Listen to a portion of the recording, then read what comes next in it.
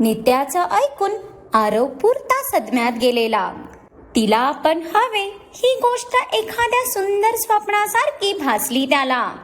आता ती जे बोलली ते खरंच आपल्यासाठी होतं या फक्त कल्पनेनेच त्याचं मन भरून आलं. पण जसा तिच्या रडण्याचा आवाज वाढला तसा आरव खाडकन भानावर आला आणि त्याने समोर बघितलं तर एव्हाना नित्या खाली गुडघ्यावर बसून चेहरा ओंजळीत घेऊन हमसून हमसून रडत होती. ते बघून आरवचा जीव अगदीच कासावीस झाला, कारण ती रडतच तितकी होती. नित्या तिची हालत बघून तो गडबडून तसाच बेडवरून सरकत खाली तिच्या समोर बसला. आज तो दुसऱ्यांदा तिला इतकं रडताना पाहत होता. पहिल्यांदा जेव्हा त्याने तिला तिच्या आई वडिलांच्या जाण्याचं सत्य सांगितलं होतं तेव्हा रडली होती ती, आणि त्याच्यावर आज तो तिला इतकं तुटताना पाहत होता. पण ती इतकी रडत होती की त्याला तिला शांत कसं करायचं तेच समजेना. अगदी हतबल झालेला तो. काय करणार? आत्तापर्यंत त्याला तिला पिडण्याचा अनुभव होता, त्यात ही बया आधी कधी रडायचीही नाही. एक नंबरची धीट कार्टी होती ती. पण आज भावनांचा पूर अगदीच काठोकाठ भरून आलेला म्हटल्यावर ते लेकरू तरी किती स्वतःला सावरणार होतं ना. नित्या बाळा, तो हिम्मत करून तिच्या झाकलेल्या चेहऱ्यावरचा हात बाजूला करायला जाणार की तिने रागात त्याचा हात झटकला. हात नको लावू मला, आणि काहीसं चिडतच त्याच्याकडे पाहिलं. खूप जास्त चिडली होती ती, पण तो मात्र तिच्या त्या भडकलेल्या अवताराला बघून काहीसा घाबरून गेलेला. तिचं ते निरागस रूप रागाने जरा जास्तच भडकलं होतं. ती नक्की का इतकी रडतीये याचा त्याला संदर्भ लागत नसल्याने अगदी जीव तुटत होता त्याचा. बरं, मी हात नाही लावत, पण तू आधी तुझं हे रडणं थांबवशील का? आरवने हात वर करत तो मागे बेडला टेकत आता त्याची शांत नजर तिच्यावर स्थिरावली. सध्या तिच्यावर चिडून ओरडून काहीच उपयोग नाही इतकं तर त्याला कळून चुकलं होतं. पण इकडे तो बोलला आणि तिकडे तिने ऐकलं असं आत्तापर्यंत कधी झालं होतं का? मी तुझं का ऐकू? मी रडणार, खूप रडणार. तुला काय ना, आणि मला रडू येतंय तर मी स्वतःला कसं अडवू? नित्याने उपड्या हाताने डोळे पुसत रडतच चेहरा फिरवला. ते बघून आरवला तर कुठे डोकं आपटू असं झालं. म्हणजे त्याची प्रत्येक गोष्ट तिला वाकड्यात घ्यायची असायची. नित्या, रडून तू स्वतःसोबत मलाही हर्ट करत आहेस. प्लीज स्टॉप क्राईंग यार. तिच्या रडण्यापेक्षाही तिचे नखरेच त्याचा जीव जाळत होते. त्यात ती ऐकत नव्हती म्हणून त्याची चिडचिडही होत होती. माझ्यामुळे आणि तू हर्ट होणार हे शक्य तरी आहे का? तुला तर माझ्या असण्या नसण्याचाही कायच फरक पडतो ना. पण का तुला माझ्या असण्याचा फरक पडत नाही? का तुला माझ्या मनातलं समजत नाही? नित्याने आता रडतच रागात त्याची कॉलर पकडली. आज स्वतःच्या प्रेमासमोर अगदी हतबल झालेली ती. त्याची चुप्पी तिच्या प्रेमाला मारून टाकेल या भीतीने अगदी घाबरला होता तो जीव. पण तिच्या कॉलर पकडण्यावर इथे आरवने भुवया उंचावत तिच्याकडे पाहिलं. भांडणाच्या नादात मॅडम त्याच्या किती जवळ आलेल्या ह्याचं तिला साधं भानही नव्हतं. पण तो मात्र तिच्या इतक्या जवळ येण्याने थोडासा अस्वस्थ झालेला. तिच्या इतक्या जवळच्या प्रेझेन्सने जीव धडधडला त्याचा. पण तरी त्याचं प्रेम किती ते मजबूर होतं. त्याची वेडू, त्याची नित्या त्याच्या इतक्या जवळ होती, पण तरी तो तिला कवेत घेऊ शकत नव्हता. तिच्या श्वासात स्वतःच्या श्वासांना मिसळू शकत नव्हता. खरंच असं प्रेम तर कोणाच्याच वाट्याला येऊ नये. पण आता तिचा चाललेला त्रागा बघून त्याला राहावलंच गेलं नाही. तुझ्या असण्या नसण्याने मला फरक पडत नाही असं तुला कोणी सांगितलं? आरवची नजर तिच्या डोळ्यात दिसणाऱ्या त्या भावनांना समजण्याचा प्रयत्न करतच होती की तोच त्याला त्याच्या गालावर तिच्या नाजूक हाताचा तो नरम मुलायम स्पर्श जाणवला. तसं त्याने आपोआप डोळे मिटून घेतले. किती हळूवार स्पर्श होता तिचा, जणू कोणी त्याच्या दुखावलेल्या मनाच्या जखमेवर एकदम हलकी फुंकरच मारली होती. म्हणजे खरंच तुला माझ्या अस्तित्वाने काही फरक पडतो? त्याच्या त्या एका वाक्यावरच नित्याच्या डोळ्यात किती ती चमक आली आणि ती खूप आशेने त्याच्याकडे बघू लागली. आत्ता तरी तो त्याच्या मनातलं बोलेल ही वेडी आशा वाटली तिला. हो, पडतो ना, खूप फरक पडतो. आरवने आता हिम्मत करून तिला थोडंसं शांत झालेलं बघून तिच्या डोळ्यातलं पाणी पुसलं आणि तिनेही शांत बसून त्याला पुसू दिलं.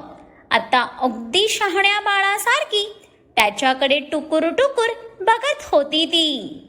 मग आल्यापासून माझ्यापासून लांब का पळतोय? अजूनही तुझ्या मनात माझ्याबद्दल खूप राग आहे का? नित्याने आता बोलता बोलताच भरलेल्या डोळ्यांनी आरवचा चेहरा तिच्या हाताच्या ओंजळीत घेतला. ती सध्या तिच्या शुद्धीतच नसल्याने ती काय करते याकडे तिचं स्वतःचं लक्ष नव्हतं. त्याला पुन्हा गमावण्याच्या भीतीने अगदी बेबस झालेली ती. पण तिला असं त्याच्या समोर विखुरताना बघून आरवच्या हृदयात कितीतरी तीर खुपसत होते. हे तो कोणाला सांगणार होता ना? नित्या, एक गोष्ट कायम लक्षात ठेव. मी तुझा कधीच राग नाही करू शकत, कधीच नाही. आणि राहिला लांब राहण्याचा प्रश्न, तर काही नाती जवळ येण्यासाठी बनलेलीच नसतात. आरवनेही तिचा त्याच्या गालावरचा हात हातात घेत त्यावर अलगट ओठ टेकवताच इथे नित्याच्या सर्वांगावर काटा आला. त्याच्याकडून अगदी न कळत झालेली कृती होती ती. तिच्या इतक्या जवळ असल्याने कदाचित त्याचे इंद्रियही स्वतःला अडवू शकले नाहीत. त्याच्या या कृतीतून तिला त्याचं तिच्यावरचं अफाट प्रेम दिसत होतं. का माझा राग तू नाही करू शकत? तुझ्याकडे तर माझ्यावर राग करायचं कारणही आहे ना. माझे मॉम डॅड, त्यांच्यामुळे. नित्या पुढे जड कंठाने बोलायला जाणार, तोच आरवने तिच्या ओठांवर बोट ठेवत तिला तिथेच शांत बसवलं. परत तिला त्या त्रासात तो पाहू शकणार नव्हता. तुझ्या काचं उत्तर इथे आहे नित्या. अगदी सेफ जागी ठेवलंय मी त्याला, पण ते मी तुला कधीच देऊच नाही शकत. आरवने तिचा हात त्याच्या हृदयावर दाबत कातर आवाजात सांगितलं. किती जवळ होती ती त्याच्या, पण तरी त्याने त्याच्या भावनांना अगदी जखडून ठेवलेलं. त्याने तिचा एक हात त्याच्या हृदयावर दाबत भरलेल्या डोळ्यांनीच तिच्याकडे पाहिलं. पण इथे नित्या त्याचं ऐकून अगदी स्टीफ झालेली. ती त्याच्यासाठी किती मॅटर करते हे तिला त्याच्या डोळ्यात स्पष्ट दिसत होतं. पण इथे तर तुझी श्रीजा आहे ना, मग माझं उत्तर तिथे कसं असेल? नित्यानेही आता काहीसं ठरवून त्याच्या भरलेल्या नजरेत तिची नजर रोखली. पण त्यातही ती अजूनच जवळ आलेली त्याच्या. आज तिला काहीही झालं तरी त्याच्याकडून सत्य हवेच होतं. नित्या, तुला आता इथून गेलं पाहिजे. श्रीजाचा विषय निघताच आरव खाडकन भानावर आला. स्वतःला भावनेत वाहत जाताना बघून त्याने तर मनोमन स्वतःला शिवी हसडली, कारण त्याला कमजोर पडून चालणारच नव्हतं. आणि मी म्हटलं, मला आता कुठे जायचं नाही आहे तर. नित्या अजून थोडीशी त्याच्याजवळ सरकताच इथे आरवचा श्वास घशातच अडकला ना. नित्या, तिच्या या कृतीवर तो गडबडून उठायला जाणार की नित्याने त्याच्या गळ्यात हात गुंफत त्याला अजूनच स्वतःजवळ ओढलं. तसा आता आरवचा जीवच काय तर किडण्याही टनाटन करत घशात आल्यासारखं झालं त्याला. ही मुलगी आता त्याचा अक्षरशः अंत पाहत होती. इतकी कठोर तपश्चर्या तर विश्वामित्राचीही घेतली नसेल. आरव, खरंच तुला अजूनही काही बोलायचं नाही? नित्याचा चेहरा आरवच्या इतक्या काय जवळ होता की त्यांना आता एकमेकांचे वाढलेले श्वास प्रकर्षाने जाणवत होते. काय बोलायचं आहे? मला तर काहीच बोलायचं नाही. आरवला ती कशाबद्दल बोलतीये हे कळत असल्याने त्याने त्याचा चेहरा मागे घेत आवंडा गिळला. कारण नित्याच्या गरम श्वासांनी त्याच्या शरीरात अगदी भूकंप माजवलेला. पूर्ण शरीरात तप्त लावा उसळल्यासारखं वाटत होता त्याला. तिच्या इतक्या जवळ येण्याने त्याला स्वतःला सावरणं अगदीच कठीण जात होतं. आरव, मी तुला शेवटचं विचारतीये. नक्की तुला काही सांगायचं नाही ना?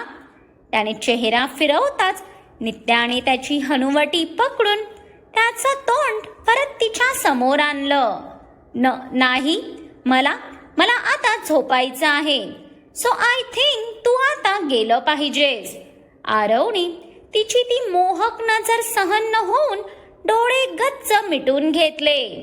तो बंद डोळ्यांनीच तिची समज काढतच होता की पुढच्या क्षणाला त्याला त्याच्या ओठांवर त्या तप्त पाकळीचा स्पर्श झाला आणि इथे आरवचं शरीर नकशिखांत झणकारून गेलं. त्याने खडबडून खाडकन डोळे उघडले तर नित्याचे ते बंड डोळे त्याला त्याच्या अगदी समोर दिसले आणि तिचे ओठ तिने त्याच्या ओठांवर टेकवलेले. पण तिने त्यांची काहीच हालचाल केली नाही. फक्त त्याच्या नको त्या गोष्टी बोलणाऱ्या त्या ओठांना तिच्या अधरांनी स्पर्श करून होती ती.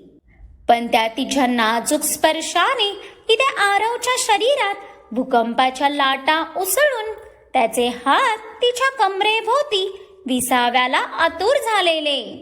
पण त्याने आत्ताही त्याच्या भावनांवर कमालीचा संयम ठेवत घट्ट डोळे मिटत हाताची मूठ आवळली. तरी तिला मागे करण्याची त्याने हिम्मत केली नाही.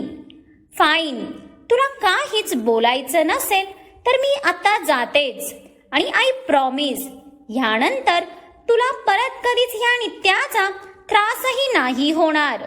नित्या मुद्दामून त्याच्या ओठांना स्पर्श करूनच एकदम जड आवाजात बोलत मागे व्हायला त्याच्या हाताचा संयम सुटला आणि त्याने पूर्ण आवेगाने तिला स्वतःकडे ओढत त्याच्या मजबूत मिठीत अगदी कैद केलं आणि आत्ता कुठे जाऊन तिच्या ओठांवर हलकी स्माईल आली. तुला नाही वाटत तू माझ्या इतक्या जवळ येऊन खूप मोठी चूक केलीये? आरवनेही आता फुललेल्या श्वासांनी तिच्या मानेत हात घालत तिचा चेहरा काहीसा समोर केला. तर तिच्या चेहऱ्यावर चढलेला तो गुलाबी रंग त्याला खूप काही सांगून जायला अगदी पुरेसा होता. जर ही चूक असेल तर अशा कितीतरी चुका मंजूर आहेत मला. पण त्याआधी मला माझ्या फक्त प्रश्नाचं उत्तर हवीये. नित्याने हळूच तिच्या पापण्यांची झालर उघडून भरलेल्या डोळ्यांनी त्याच्याकडे पाहिलं. तसं त्यालाच कसं तरीच झालं. ठीक आहे, उत्तरच हवे आहे ना तुला? तर ते शब्दांऐवजी कृतीतूनच दाखवतो, म्हणजे कायम लक्षात राहील. आरवच्या बोलण्याचा तात्पर्य समजत नित्या मागे होणार. त्याआधीच आरवने तिच्या मानेला घट्ट पकडत तिचा चेहरा तिरका करून तिच्या अधरांना अगदी आवेगाने ताब्यात घेतलं. तशी शॉक होण्याची बारी आता नित्याची होती. पण जसा तिला तिच्या ओठांवर त्याचा तीव्र स्पर्श जाणवला तसे नित्याचे डोळे आपोआप बंद झाले आणि तिच्या डोळ्यातून आनंदाश्रू वाहू लागले. या क्षणासाठी तीही किती तरसली होती. शेवटी त्याच्या स्पर्शात तिने स्वतःला मोकळं सोडून दिलं. चला तर मग फ्रेंड्स, फायनली नित्या आणि आरव तर मिळाले आहेत. पण ह्या पुढची लढाई इतकी सोपी असणार आहे का? कारण श्रीजाही तर याच घरात आहे ना, आणि त्या हाईड एनिमीलाही अजून आरवने सर्वांसमोर आणायचं आहे. त्यासाठी पुढचे थरारक एपिसोड आवर्जून पहा. आणि आजचा एपिसोड आवडला असेल तर लाईक करा, कमेंट्स करा आणि तुमच्या खूप साऱ्या फ्रेंड्स सोबत ही स्टोरी शेअर करा. आणि ज्यांनी कोणी अजून माझ्या चॅनलला सबस्क्राईब नाही केलंय त्यांनी आठवणीने सबस्क्राईब करा.